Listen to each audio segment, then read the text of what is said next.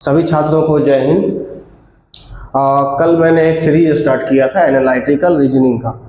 ठीक है, analytical reasoning यानी रीजनिंग के अंदर एक ऐसा टॉपिक होता है जो कि देखने में तो काफ़ी आसान लगता है, लेकिन उसका आंसर बहुत अटपटा होता है।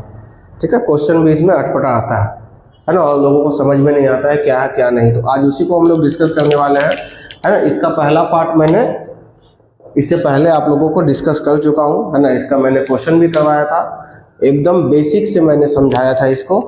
ठीक है, आज उसी के तहत आज इसका सेकंड चैप्टर डिस्कस करने वाले हैं, जिसका नाम है कथन एवं निष्कर्ष।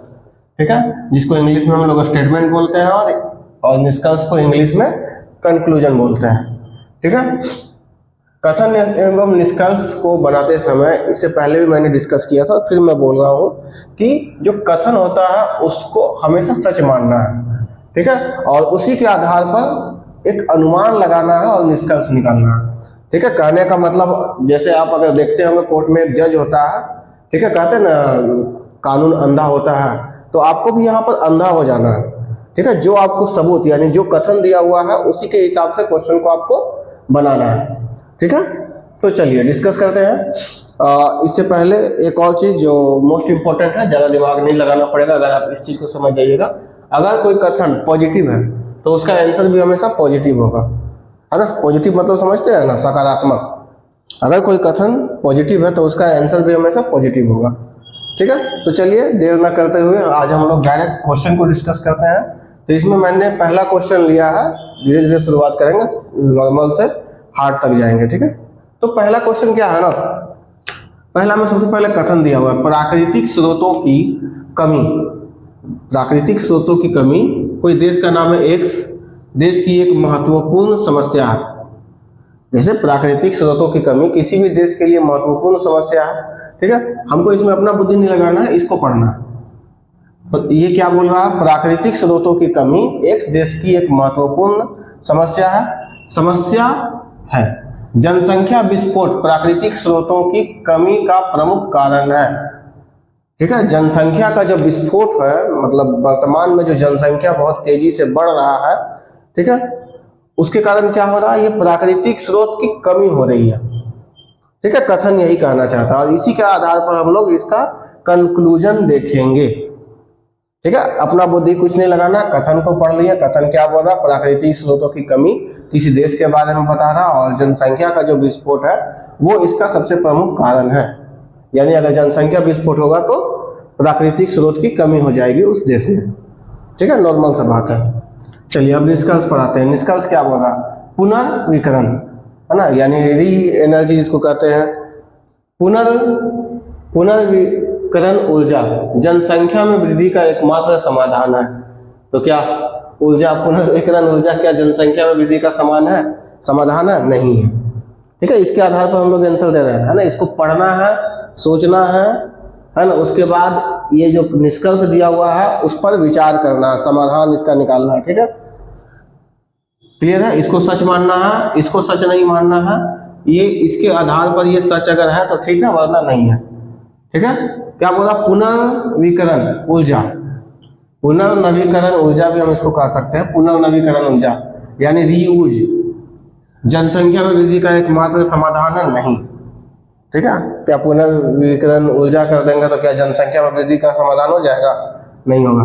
जनसंख्या वृद्धि प्राकृतिक स्रोत पर एक बोझ है।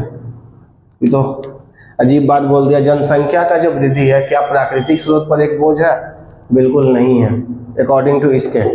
इसमें ऐसा कहीं नहीं करा, नकारात्मक बात नहीं बोली, ये नकारात्मक बात है ना, और इसमें कहीं नकारात्मक बात नहीं बोला।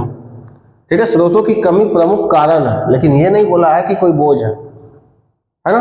तो इसका मतलब इसका जो आंसर होगा वो होगा दोनों गलत है। कथन निष्कर्ष एक, निष्कर्ष दो, दोनों क्या है, गलत है। उम्मीद है समझ में आया होगा। ठीक है, चलिए आगे का क्वेश्चन डिस्कस करते हैं।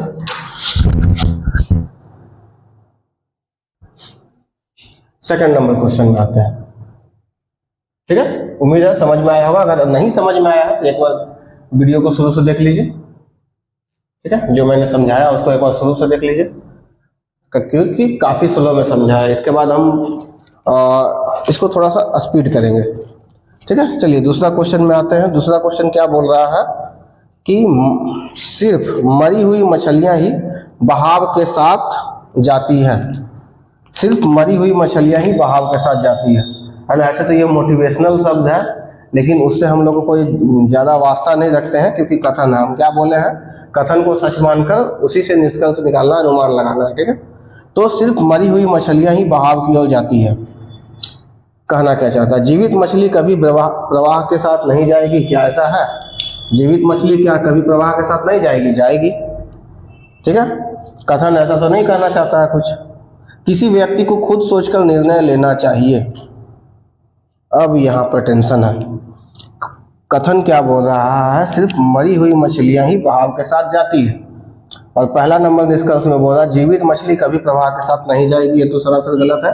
सेकंड नंबर वाला जो निष्कर्ष है, इसमें आपको सोचना होगा। क्या सोचना होगा? क्या बोला, किसी व्यक्ति को खुद सोच समझकर फैसला लेना चाहिए, है ना, निर्णय लेना चाहिए। तो इस कथन का आशय यही है कि सेकंड नंबर सही है।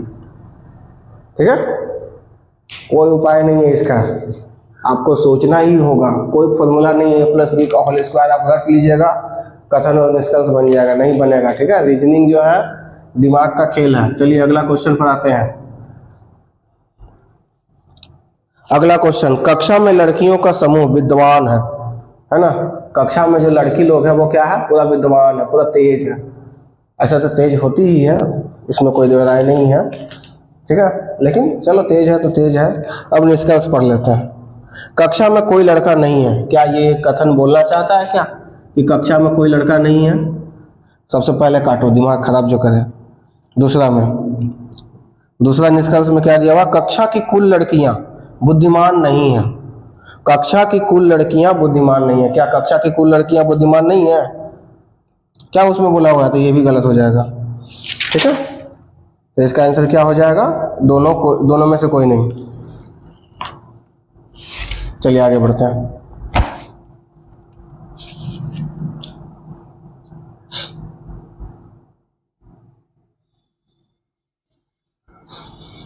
नेक्स्ट,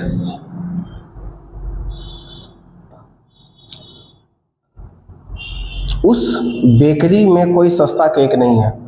ठीक है, निष्कर्ष में क्या बोल रहा है कि उस बेकरी में कोई सस्ता केक नहीं है।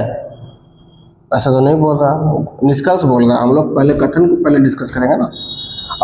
कथन में क्या बोल रहा है कि उस बेकरी में ज़्यादातर केक क्या है, महंगा है। उस बेकरी में ज़्यादातर केक महंगा है, इसका मतलब कुछ केक हो सकता है जो सस्ता है ना। अब आते हैं इसमें पढ़ते हैं इसका निष्कर्ष। उस बेकरी में कोई भी केक, उस बेकरी में कोई सस्ता केक नहीं है। निष्कर्ष तो साफ साफ गलत बोल रहा है। ऐसा आप कैसे बोल सकते हैं कि उस बेकरी में कोई सस्ता केक नहीं है? ठीक है, सेकंड नंबर निष्कर्ष में आते हैं, उस बेकरी में सभी केक महंगे हैं। ऐसा तो नहीं बोला जा रहा है कि उस बेकरी में सभी केक महंगे हैं। तीसरा नंबर निष्कर्ष में आते हैं, उस बेकरी में सस्ते केक भी हैं, हमको नहीं पता है, हो सकता है। सब ऑप्शन देख के ये काम करेंगे। चौथा में क्या बोल रहा है, उस बेकरी में प्लम केक महंगे हैं। अरे भैया, एक प्लम केक का कोई बातें नहीं हुआ। तो जब कोई सही ना मिले तो जिसका संभावना उसको हम लोग सही करते हैं। ठीक है, चलिए अगला क्वेश्चन में आते हैं। आपके स्क्रीन पर है अगला क्वेश्चन। निम्नलिखित कथनों पर विचार कीजिए। अरे ठीक है, कथन क्या है? कथन तो देवले नहीं है। कौन क्वेश्चन है भाई, कथन देवले नहीं है। चलो अगला क्वेश्चन देखते हैं, इसको हटाओ।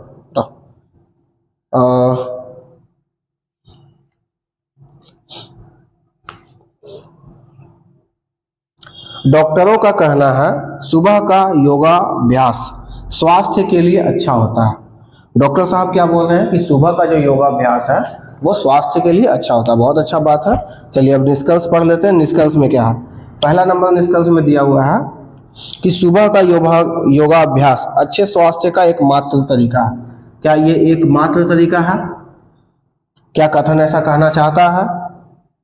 ठीक है, सेकंड नंबर में क्या कह रहा है, शाम के समय योगाभ्यास स्वास्थ्य के लिए हानिकारक है। क्या कथन है कि ये ऐसा कहना चाहता है? क्या नहीं कहना चाहता है। यानी दोनों में से कोई भी इसका आंसर नहीं होगा। समझ में आ रहा है ना कि हम ही खाली समझ रहे हैं? ठीक है, सोचना पड़ेगा, कोई उपाय नहीं है। ठीक है, हम सिर्फ समझा सकते हैं, इसको डिस्कस कर सकते हैं, आपको इसको प्रैक्टिस करना पड़ेगा। इसमें लगभग 60 से 70 क्वेश्चन है, मैं भेज दूंगा PDF इसका, है ना। इसको प्रैक्टिस कीजिएगा, बिना प्रैक्टिस कर ले आपका काम नहीं बनेगा, ठीक है। और ये सिर्फ एग्जाम के लिए जरूरी नहीं है, ये आपका दिमाग खोल देगा ये चैप्टर। आप एक जज हैं, आप एक बहुत बड़े पोस्ट पर हैं और आपको फैसला लेना है क्या सही है क्या गलत है। चलिए अगला क्वेश्चन में आते हैं। राम और श्याम को हमेशा वर्ग में पहला और दूसरा रैंक मिलता है, ये कथन है। राम और श्याम को हमेशा वर्ग में पहला और दूसरा रैंक मिलता है, हमेशा हमेशा याद रखिएगा। वर्ग मतलब कक्षा, क्लास में first rank and second rank मिलता है। चलिए निष्कर्ष पे आते हैं। निष्कर्ष क्या बोल रहा भैया? बोल रहा कि राम को हमेशा पहली रैंक मिलती है, ऐसा तो कोई नहीं बोला। राम और श्याम हमेशा वर्ग में पहला और दूसरा रैंक लाता है, क्रमशः तो नहीं लगा हुआ है ना, तो ऐसा तो हम कह नहीं सकते कि राम को पहला रैंक और श्याम को दूसरा रैंक, तो पहला वाला कथन साफ साफ गलत हो जाएगा। आगे पढ़ते। राम और श्याम के बीच प्रतिस्पर्धा बहुत ही कठिन है, ये हम कह सकते हैं, लेकिन ये नहीं कह सकते हैं कि राम और श्याम के बीच, मतलब राम फर्स्ट आता है और श्याम सेकंड आता है, ठीक है। तो अकॉर्डिंग टू कथन इसका आंसर हो जाएगा खाली दो सही लग रहा है ना, तो इसका आंसर 2 हो जाएगा, ठीक है। चलिए एक आध क्वेश्चन और करवा देते हैं, उसके बाद आप खुद से प्रैक्टिस कीजिएगा इसको। अब कथन क्या है? कोई देश इन दिनों पूरी तरह से आत्मनिर्भर नहीं है। कथन ये कहना चाहता है कि कोई भी जो देश है इन दोनों पूरी तरह से कोई भी आत्मनिर्भर नहीं है, ठीक है। तो क्या है भैया? निष्कर्ष पढ़ लेते हैं। उन सभी बातों को विकसित करना और उत्पादन करना असंभव है जिनकी देश को आवश्यकता होती है। यानी निष्कर्ष ये कह रहा है ना कि उन सभी बातों को विकसित करना और उत्पादन करना असंभव है जिसकी देश को आवश्यकता होती है। क्वेश्चन तो भैया फंसा दिया। अच्छा लोग इसका आंसर देने में हिचकिचाएगा, ठीक है। एक बार हम भी चेक कर लेते हैं, आंसर तो दे ही दिए हैं, चेक कर लेते हैं, ठीक है। आमतौर पर देशवासी आलसी हो गए हैं, ये 2 निष्कर्ष दिया हुआ है यहाँ क्वेश्चन में। तो सबसे पहले तो आलसी नहीं बोलेंगे, पहला वाला में टेंशन है, एक बार फिर से पढ़ते हैं कथन को, ठीक है, क्योंकि यहाँ पर थोड़ा सा टेंशन लग रहा है। यहाँ क्लोज का मामला है और क्वेश्चन इसमें आता है। कोई देश इन दिनों पूरी तरह से आत्मनिर्भर नहीं है, ये बात तो सच बोल रहा है। क्यों आत्मनिर्भर नहीं है? क्योंकि सब कुछ जुटाना जो है ना किसी देश के लिए संभव ही नहीं है। अरे आप ही के लिए क्या आप हर चीज़ में तेज हो सकते हैं क्या? आप हर चीज़ कर सकते हैं क्या? नहीं कर सकते हैं, ठीक है। तो यहाँ पर उन सभी बातों को विकसित करना और उत्पादन करना असंभव है जिनकी देश को आवश्यकता होती है। तो पहला नंबर यहाँ ऑप्शन सही हो जाएगा। उम्मीद है आप लोगों को समझ में आया होगा कथन एवं निष्कर्ष, ठीक है। मैंने जितना बताया है वो एक बार देख लीजिएगा, है ना। और सिर्फ देखने से काम नहीं चलेगा, क्योंकि ये रीजनिंग है, इसमें जब तक आप खुद से प्रैक्टिस नहीं कीजिएगा मेरा बताया हुआ का वैल्यू रहेगा 0। अगर आप इसको प्रैक्टिस कर लीजिएगा मेरा बताया हुआ का वैल्यू हो जाएगा 100%। उम्मीद है समझ में आया होगा। जय हिंद, ठीक है। और एक और बात, अगर वीडियो पसंद आता है, अगर आपको क्लास अच्छा लग रहा है तो चैनल को शेयर कीजिए, है ना, क्योंकि बहुत ही कम सब्सक्राइबर हैं और मज़ा नहीं आता, मज़ा कम आता है, ठीक है।